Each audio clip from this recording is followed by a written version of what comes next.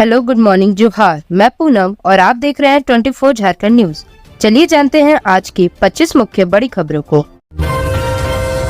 मनिया सम्मान योजना राशि वितरण समारोह। 56 लाख से अधिक लाभुकों के खाते में पैसे ट्रांसफर।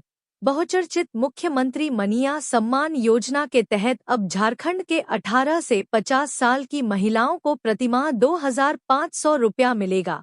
राज्य सरकार द्वारा नामकुम के खोजाटोली आर्मी कैंप मैदान में आयोजित कार्यक्रम में मुख्यमंत्री हेमंत सोरेन ने सोमवार 6 जनवरी को जारी किया। इस मौके पर 56,61,791 लाभुकों के बीच 1,415 करोड़ 44,77,000 रुपया राशि उनके खाते में मुख्यमंत्री के द्वारा डीबीटी के जरिए बटन दबाकर जारी किया गया। नामकुम स्थिति खोजाटोली आर्मी मैदान में राज्य भर से बड़ी संख्या में पहुंची महिलाओं ने इस दौरान मुख्यमंत्री हेमंत सोरेन और विधायक कल्पना सोरेन का ग्रैंड वेलकम किया।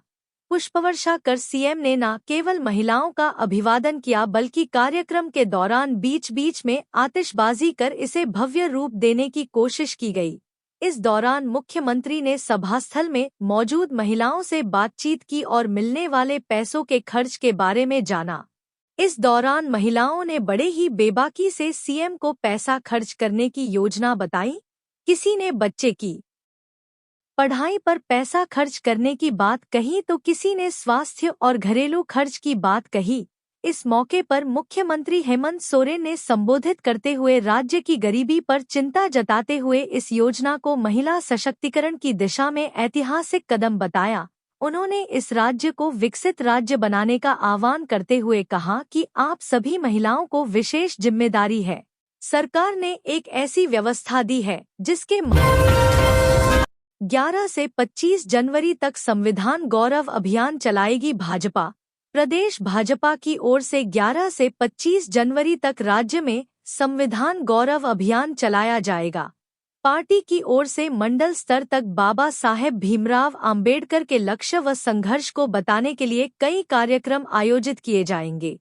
इस अभियान को लेकर पार्टी ने पूर्व नेता प्रतिपक्ष अमर बाउरी को प्रदेश संयोजक बनाया है। वहीं नंदजी प्रसाद व राकेश भास्कर सह संयोजक बनाए गए हैं।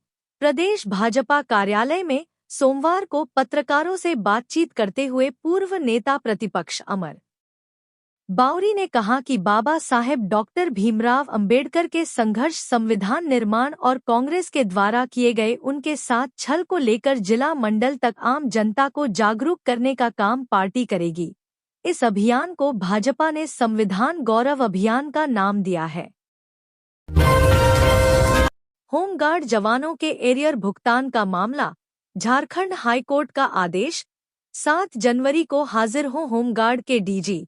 राज्य के होमगार्ड जवानों के एरियर भुगतान से जुड़ी अवमानना याचिका पर झारखंड हाईकोर्ट में सुनवाई हुई है। न्यायाधीश एसएन पाठक की कोर्ट ने होमगार्ड डीजी के हाजिर नहीं होने पर कड़ी नाराजगी जताई है। मौखिक टिप्पणी करते हुए न्यायाधीश ने कहा कि क्या हाईकोर्ट को होमगार्ड के डीजी ने सिविल कोर्ट समझ लिया है। उन्होंने कड़ी नाराजगी जताते हुए अगली सुनवाई के दौरान 7 जनवरी को डीजी होमगार्ड को कोर्ट में हाजिर होने का आदेश दिया है। आज सुनवाई के दौरान राज्य की गृह सचिव कोर्ट में उपस्थित थीं। यह जानकारी होमगार्ड एसोसिएशन के महासचिव राजीव कुमार तिवारी ने दी है। प्रार्थी की ओर से सुप्रीम कोर्ट के अधिवक्ता अभयकांत मिश्रा, झारखंड हाईकोर्ट के अधिवक्ता दिलीप चक्रवर्ती और अशोक सिन्हा ने पक्ष रखा। दरअसल हाईकोर्ट के आदेश पर राज्य सरकार ने होमगार्ड कर्मियों के लिए पुलिस कर्मियों के समकक्ष दैनिक कर्तव्य भत्ता और प्रशिक्षण भत्ता देने का फैसला लिया था। 10 अगस्त 2024 के फैसले के धनबाद में 4 साइबर अपराधी गिरफ्तार। किराए के मकान से चला रहे थे ठगी का कारोबार।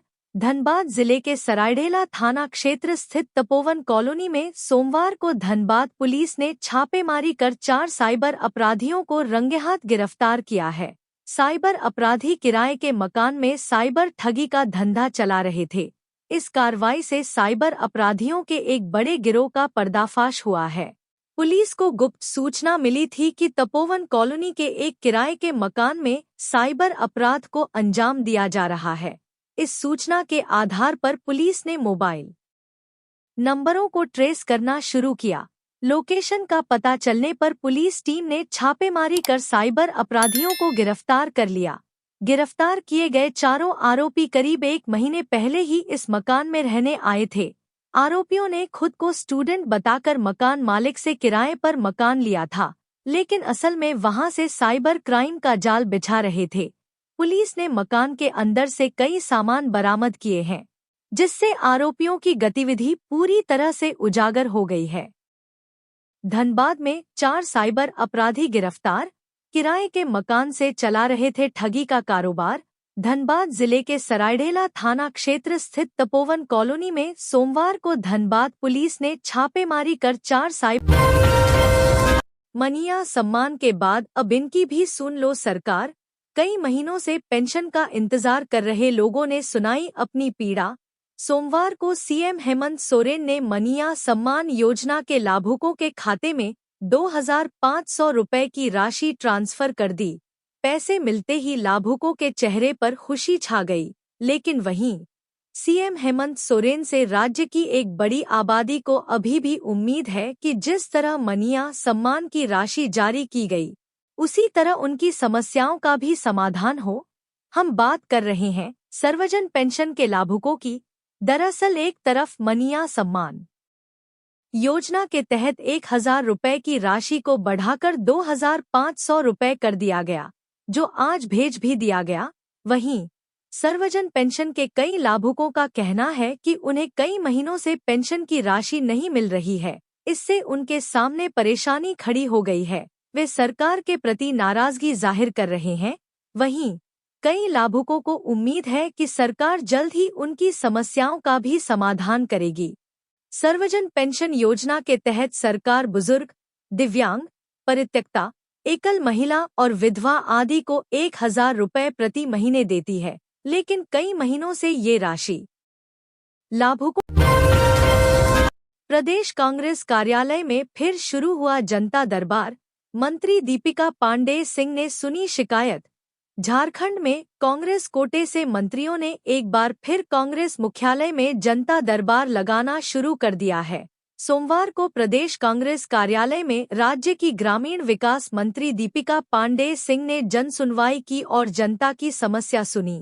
ग्रामीण विकास मंत्री ने कई फरियादियों की शिकायत पर तत्काल अधिकारियों से बात की और अधिकारियों को मौके पर ही दिशा निर्देश दिए। ग्रामीण विकास मंत्री दीपिका पांडेय सिंह की जनसुनवाई में सोमवार को कुल 20 फरियादी पहुंचे, जिसमें सबसे अधिक जमीन से जुड़े 6, अबुआ आवास की आवंटन राशि से संबंधित 4 शिकायत और बाकी अन्य मामलों से जुड़ी शिकायतें थी। शिकायत लेकर जनता दरबार में पहुंचे फरियादियों ने कहा कि कई जगहों से निराशा हाथ लगने के बाद वह कांग्रेस भवन में ग्रामीण विकास मंत्री के जनता दरबार में पहुंचे हैं। जनता दरबार में आए लोगों ने कहा कि ग्रामीण विकास मंत्री ने उन्हें भरोसा दिलाया है कि सभी के साथ न्याय होगा। जन सुनवाई के बाद फिर से पांव पसारने की कोशिश में पीएलएफआई, आगजनी और गोलीबारी कर दहशत फैलाने का प्रयास। गिरफ्तार नक्सलियों ने खोला राज।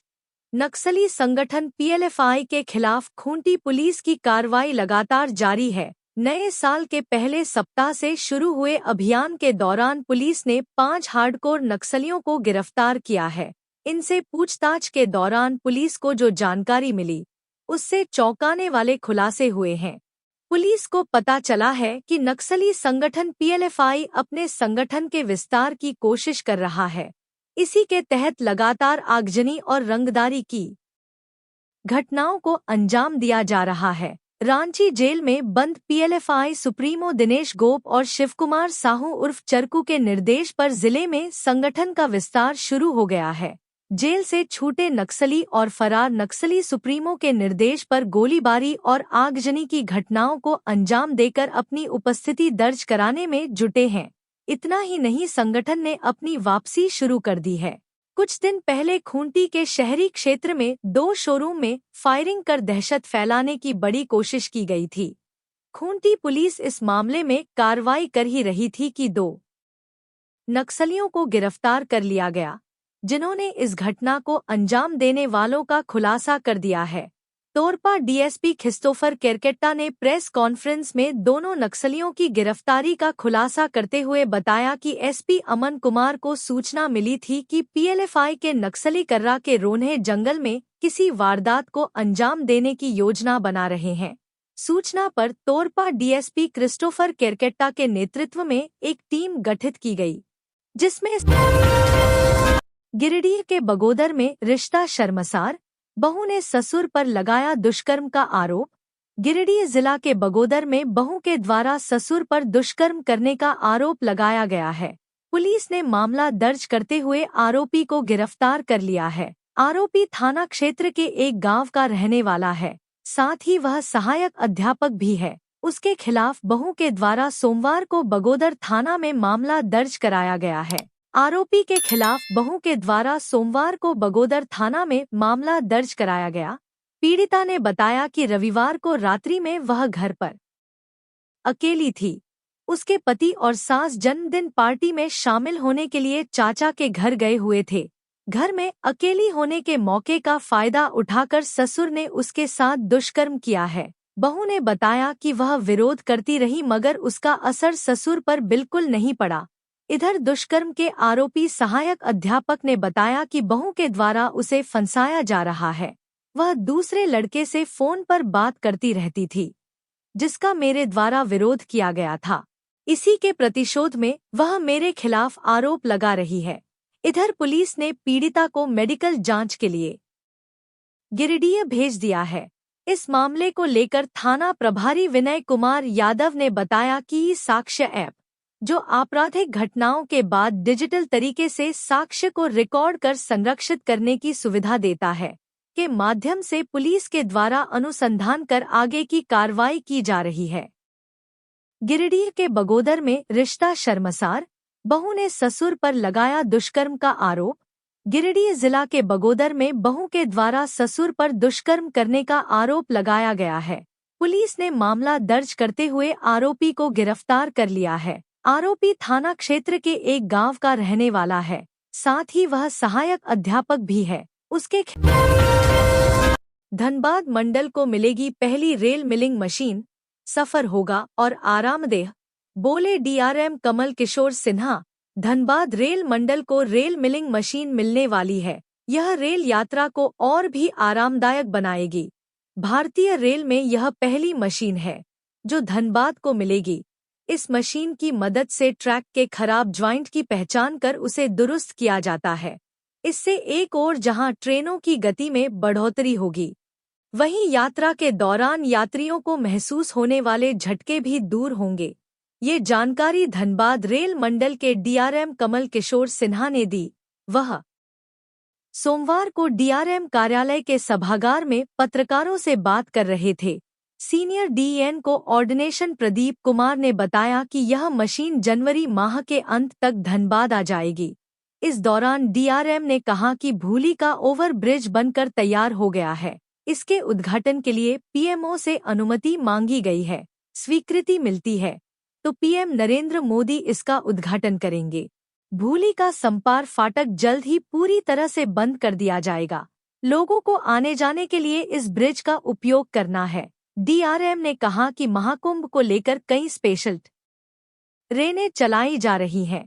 अलग अलग दिनों में 12 special train Dhanbad Gomoh Parasnath Hazaribagh Road Koderma होकर चल रही हैं। गोमो कोदरमा होकर 8, बरकाकाना टोरी बरवाड़िया डाल्टनगंज गढ़वा रोड होकर 2 ट्रेनों का परिचालन किया जा रहा है। इनर रिंग रोड के 6 चरणों का बन रहा डीपीआर। रांची के इनर रिंग रोड के 6 चरणों का डीपीआर तैयार हो रहा है। डीपीआर तैयार कर तकनीकी स्वीकृति दी जाएगी। इस दिशा में तेजी से काम किया जा रहा है। जिन 6 चरणों के लिए सर्वे के बाद डीपीआर तैयार किया जा रहा है, उनमें झिरगा टोली, काके रोड से चिरौंदी, फायरिंग रेंज से खेलगांव, दुर्गा सोरेन चौक से चांदनी चौक, चांदनी चौक से धुरवा गोलचक्कर, धुरवा गोलचक्कर से डीएवी पुंदाग और डीएवी हेहल से पंडरा तक की सड़क शामिल है। इनमें से कुछ सड़कों पर अगले वित्तीय वर्ष में काम शुरू किया जाएगा। पथ निर्माण विभाग अब तक 4 चरणों पर आगे बढ़ा है। सबसे पहले चिरौंदी से फायरिंग रेंज, बड़गाई तक काम शुरू कराया गया है। वहीं पंडरा से झिरगा टोली, काके रोड तक की सड़क पर जल्द काम शुरू होना है। इसी तरह खेलगांव से दुर्गा सोरेन चौक व डीएवी पुंदाग से डीएवी हेहल तक की सड़क पर भी टेंडर फाइनल कर लिया गया है। अब इस पर भी काम शुरू कराने की तैयारी की जा रही है। इस तरह इनर रिंग रोड के कुल 10 चरणों में से 4 चरणों का रास्ता साफ हो गया है। शेष पर कार्रवाई की जा रही है। इटकी रोड में फ्लाईओवर निर्माण का काम तेज किया गया है। यहाँ गर्डर व डेक स्लैब का काम किया जा रहा है। वहीं पंडरा से रातू रोड तक बने फ्लाईओवर से इटकी रोड की ओर बनने वाले फ्लाईओवर से कनेक्ट करने का काम जल्द किया जाएगा। इटकी रोड में 1 से 1.5 माह में फ्लाईओवर बन जाएगा। इसका रैंप भी बनाया जा रहा है। यह अंतिम चरण में है। धनबाद जेल का निरीक्षण, सुप्रीम कोर्ट के आदेश पर टीम ने की जांच। धनबाद जेल में बंद कैदियों को उनके अपराधों के आधार पर रखने का प्रावधान है, लेकिन क्या धनबाद जेल में बंदियों को जातिगत आधार पर अलग अलग या वर्गीकृत रखा जाता है? सुप्रीम कोर्ट के आदेश के बाद इसकी जांच के लिए धनबाद के न्यायिक पदाधिकारी, जिला प्रशासन की हाई लेवल टीम प्रधान जिला एवं सत्र न्यायाधीश वीरेंद्र कुमार तिवारी के नेतृत्व में धनबाद जेल पहुंची। धनबाद जेल की जांच के बाद जानकारी देते हुए प्रधान जिला एवं सत्र न्यायाधीश वीरेंद्र कुमार तिवारी ने कहा कि जेलों में सुधार और पुनर्वास का केंद्र होनी चाहिए, न कि भेदभाव और असमानता का। जातिगत वर्गीकरण जैसे मुद्दों पर सतर्क निगरानी और कठोर कार्रवाई जरूरी है ताकि भारतीय संविधान के सिद्धांतों का पालन हो सके। उन्होंने बताया कि कुछ रिपोर्ट और सामाजिक संगठनों द्वारा यह आशंका जताई गई थी कि जेलों में जातिगत भेदभाव हो सकता है। ऐसा कहा जाता है कि बंदियों के बीच झगड़े, विवाद और सांप्रदायिक तनाव को कम करने के नाम पर उन्हें जाति या समुदाय के आधार पर अलग अलग बैरकों में रखा जाता है।